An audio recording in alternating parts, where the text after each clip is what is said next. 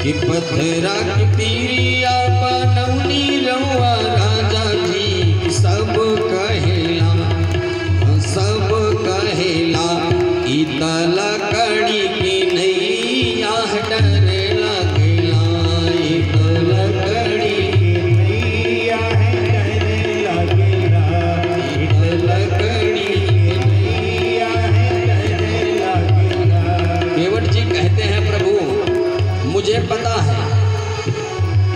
पता चला है कि आपके पाँव में जो जड़ी बूटी है वह साधारण जड़ी बूटी नहीं है, मनुष्य बना देती है। आपने अभी पीछे किसी पत्थर को स्पर्श कराया था, लक्ष्मण जी बोले हमारे समनों ही कराए थे। तो लक्ष्मण भैया आप ही बताओ फिर का भया। लक्ष्मण जी बोले तुरंत जैसे पत्थर पे जड़ी बूटी भगवान के चरण की रज पड़ी तितने पर वो स्त्री बन गई। जैसे भैया ने जो है पग स्पर्श कराया और रज लगी, तुरंत पत्थर स्त्री बन गए। केवट भैया बोले वाह वाह क्या बात है, कितनी सुंदर बात है। लक्ष्मण भैया तो आप क्या चाहते हो, आप कहिए पत्थर कठोर की लकड़ी कठोर। बोले पत्थर, तो आप बताइए जब कठोर पत्थर इस जादू से स्त्री बन सकता है तो ये तो लकड़ी की नाव है प्रभु, और ऊपर से दिन रात पानी में रहते रहते यह लकड़ी और कोमल हो गई है, ये तो देखते ही स्त्री बन जाएगी। हम इतना बड़ा खतरा उठाने वाले नहीं हैं, क्षमा करिएगा। क्यों? अरे इसी नाव से मेरा परिवार चलता है प्रभु, हमार 10-12 छोटे छोटे लड़का हैं और हमारे लड़का वेद पाठी नहीं है, कर्मकांडी नहीं है, पूजा पाठ कराना नहीं जानते हैं कि अपना पेट पाल लेंगे। इस नाव के चलते ही घर में भोजन चलता है, और नाव गई तो भोजन गया, और भोजन गया तो परिवार गया। और देखिए प्रभु किसी पे कितना भी अत्याचार करना चाहिए, लेकिन किसी की रोजी रोटी पर पैर नहीं लगाना चाहिए, पाँव नहीं मारना चाहिए, किसी की रोजी रोटी पर अत्याचार नहीं करना चाहिए, किसी की रोजी रोटी पर पाँव नहीं मारना चाहिए, किसी की रोजी रोटी के साथ खिलवाड़ नहीं करना चाहिए। इसी नाव ने ही पूरे परिवार को जिलाया है प्रभु। हम तो कहता हूँ ना कि उस पाँव में जो जड़ी बूटी है उसे मैं धोकर अलग कर लेता हूँ, बस फिर आपको अपनी नाव पे चढ़ा करके आपको उस पार कर देता हूँ। कहिए कर लूं? बताइए कर लूं? लक्ष्मण जी बोले भैया आप आज पहली बार मैनेजमेंट संभाल रहे हैं, आज आप पहली बार मैनेजमेंट संभाल रहे हैं और पहली बार फेल हो गए। हम मांगे होते ना, हम मांगे होते और इनकार करता केवटवा तो देखते। राम जी बोले इसमें उसका दोष नहीं है, वो हमार भगत है। लक्ष्मण जी बोले आहा, जो आपकी बात ना माने, इनकार करे, वो आपके भगत है। हम कब इस खड़े खड़े बगलिए में लखत है, वो आपके भगत है। राम जी बोले भगत है और उसमें उसका दोष ना है, सारा दोष तुम्हारा है। लक्ष्मण जी डाउन हो गए, प्रभु हमार क्या गलती है?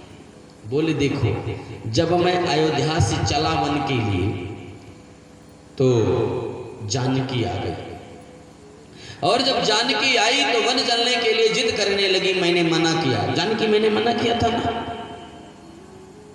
लेकिन मानी नहीं।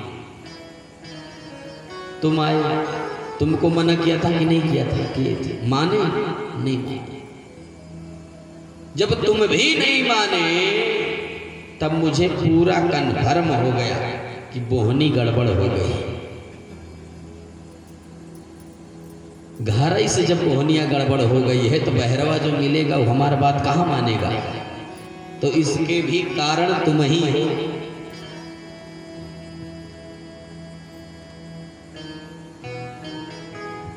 बोलिए श्री सीताराम जी महाराज की जय। इधर केवट जी कहते हैं प्रभु आपका दोष नहीं है। तब प्रभु हरे राउर दोष न पायन को पग, राउर दोष न पायन को पग, धूरी की भूरी प्रभाव महा है। राउर दोष न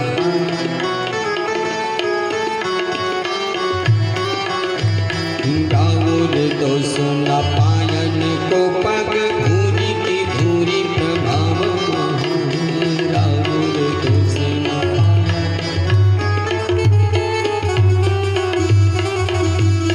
राउर दोष न पायन के पग, भूरी की धूरी प्रभाव महा है। पाहन ते बन पाहनु काट को कोमल है, जल भाई रहा है।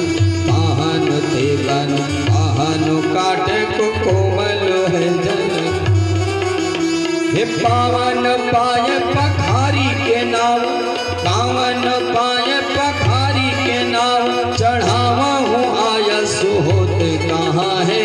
राउर दोष न पायन को पग, धूरी की भूरी प्रभाव महा है। राउर दोष न पायन के पग, धूरी की भूरी प्रभाव। आपका दोष नहीं है प्रभु, आपके चरणों में लगी रज का सारा दोष है। और हम कहते हैं सारी समस्या का निदान ये कहे, आप हंसी हंसी कहिए हमार पग को पखारिए, हम आपके पग पखार के सारी जड़ी बूटी वाला संशय खत्म कर देते हैं। केवट जी कहे प्रभु न आपका दोष है, न आपके पाँव का दोष है, सारा दोष आपके पाँव में लगी धूरी की है, उसी का है। ये मेरी लकड़ी की नाव पत्थर से भी कोमल है प्रभु, तुरंत ही स्त्री बन जाएगी। आपके पाँव मैं धो लूं, आपका पाँव धो लेता हूं, फिर नाव पे चढ़ाता हूं। कहिए आप क्या कहते हैं, बोलो धो लूं। राम जी मौन है, राम जी बोल ही नहीं रहे। केवट बोल रहा है धो लूं। केवट जी कहते हैं प्रभु बात मानिए मेरी और पैर पखरवा लीजिए, धुलवा लीजिए। आप से क्या बताऊं अपनी कि हमारे ऊपर क्या क्या बीत रही है। आप मेरी पत्नी को नहीं जानते हैं, बहुत झगड़ा करती है, उसी के डर के कारण दिन रात गंगा घाटे पे बैठा रहता हूं, जल्दी से घर नहीं जाता, बस भोजन करने मात्र को घर जाता हूं। बड़ी झगड़ालू है। और कहीं आप गलती से गलती कर बैठे और पांव रख दिए और हमारी नाव स्त्री बन गई, और जाके जब हम कहेंगे कि राम जी के चरणों की रज से ये नाव स्त्री बन गई, तो पहली बात तो ना वो मानेगी और ना गांव का कोई समर्थन ही करेगा, गांव के लोग भी नहीं मानेंगे कि लकड़ी कैसे स्त्री बन गई। वो कहेगी, हमसे झगड़ा करेगी और कहेगी तुम झूठ बोल रहे हो, नाव को बेचकर दूसरा विवाह कर लिए हो। क्यों प्रभु नाहक खोपड़ी फोड़वाना चाहते हो? इस बड़ी आफत में मत डालिए, इस विपत्ति में न डालिए प्रभु। और एक बात प्रभु, जो स्त्री बनती है वह ब्राह्मणी होती है, मैं जाति का मल्लाह, वो कहेगी दूर रहना, पास मत आना, अलग हटो, मेरे लिए नया घर लाओ, नया बर्तन लाओ, नई व्यवस्था बनाओ। मैं महाराज एक को तो पाल ही नहीं पा रहा हूँ, दूसरी की व्यवस्था कहाँ से करूँगा? एक पत्नी की सेवा तो कर ही नहीं पा रहा हूँ, दूसरे वाली की क्या करूँगा? और दूसरी बात, दो पत्नियों वाली व्यवस्था में मुझे मत डालिए। दो पत्नी वाली व्यवस्था हमने सुनी है कैसे होती है। कहाँ सुने हो? बोले महाराज एक चोर गया, नई नई भर्ती थी, चोरी करने गया एक सेठ जी के यहाँ, और उन सेठ जी के दो पत्नियां, अब दोनों पत्नी अपनी अपनी फरमाइश की थी, हमारे लिए ये लाना, दूसरी वाले ने कहा था ये लाना। बड़े घराने की बात। सेठ जी रात्रि में आए हैं, शयन कक्ष में गए हैं, दोनों पत्नी बगल बैठी हैं और उसी दिन रात्रि में चोरी करने वो चोर अंदर गया। बेचारा अच्छा खासा धन लेकर के बाहर निकल रहा था। निकलते समय दरवाजे से थोड़ी सी जो है दरवाज़ा थोड़ा खुला था और उसमें से नज़र पड़ गई कमरे के अंदर। झांक करके देख रहा था और खींचातानी हो रही थी। खींचातानी का हो रही थी, एक दाहिना हाथ पकड़ के दूसरा बायां हाथ पकड़ के। पहली वाली कहते हमार लाए हो, कह रहे हमार लाए हो। सेठ जी बीच में हैं। अब दोनों खींचातानी करे। अब सेठ जी ना इधर जा रहे हैं ना उधर जा रहे हैं। सेठ जी कह रहे छोड़ दो, हाथ उघड़ जाएगा। लेकिन दोनों पत्नियां हमार लाए हो कि नहीं, इधर आवे तो उधर कैसे चले गए, हमार लाए हो कि नहीं। और उस खींचातानी में बेचारा परेशान और वह चोर अपने आप को रोक नहीं सका, खिलखिला के हंस दिया। उस खींचातानी को देख करके चोर हंसने लगा और जब चोर हंस गया तो ही फंस गया। दरवाजा खोल के सेठ ने ऊ पिटाई की महाराज, ऊ पिटाई की महाराज। कहा पहली बार हम भर्ती हुए थे और पहली बार फेल हो गए। तो सेठ ने तुरंत भाई यार करी, सजा हुई। हमने उस चोर ने दरोगा साहब से कहा चाहे जो आप सजा देंगे हम मंजूर है, सारी सजा भोगने के लिए काटने के लिए तैयार हूँ, लेकिन एक ही सजा मत देना। बोले कौन सी सजा? बोले दुई पत्नियों वाली सजा मत देना। हमने देखा सेठ जी कैसे खींचातानी हो रही थी। तो प्रभु ये दुई पत्नी वाली सजा मुझको नहीं चाहिए। एक पत्नी का पेट तो मैं भर ही नहीं पा रहा हूँ, दूसरी कैसे भरूंगा?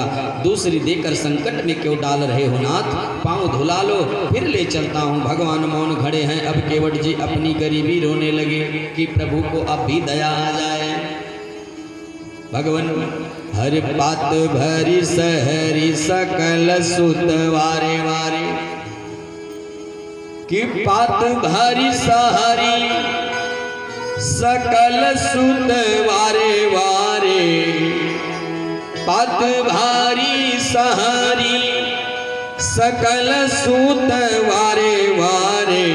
हर केवट की जाति का छो वेदना पढ़ाई हवन, केवट की जाति का छो वेदना पढ़ाई।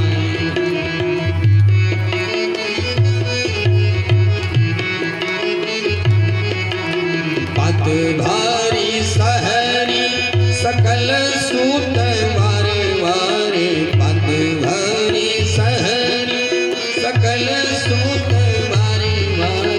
केवट की जाति कर छो वेदना पढ़ाई हम, केवट की।